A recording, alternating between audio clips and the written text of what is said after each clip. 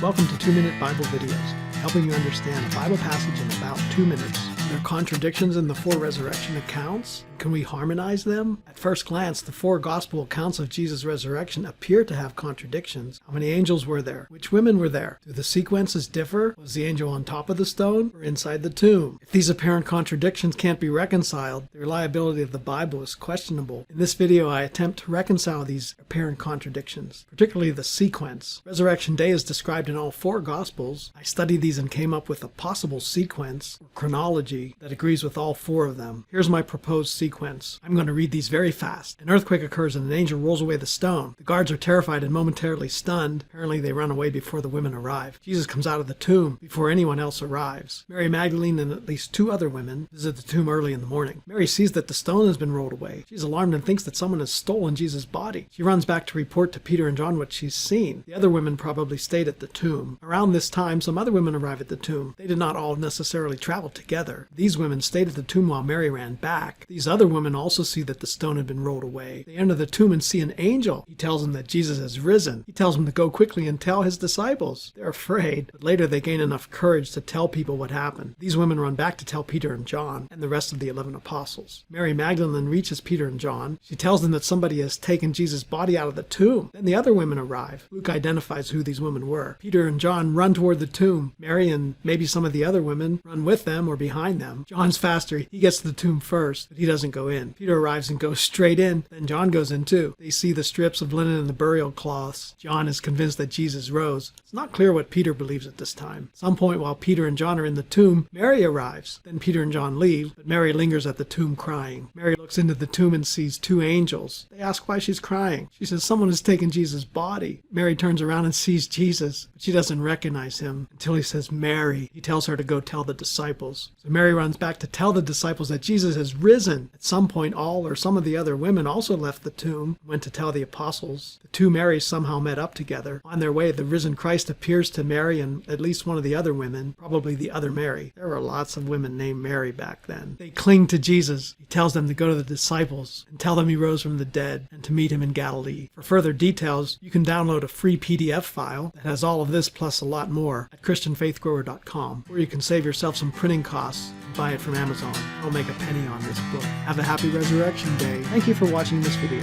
Please visit christianfaithgrower.com for more Christian resources.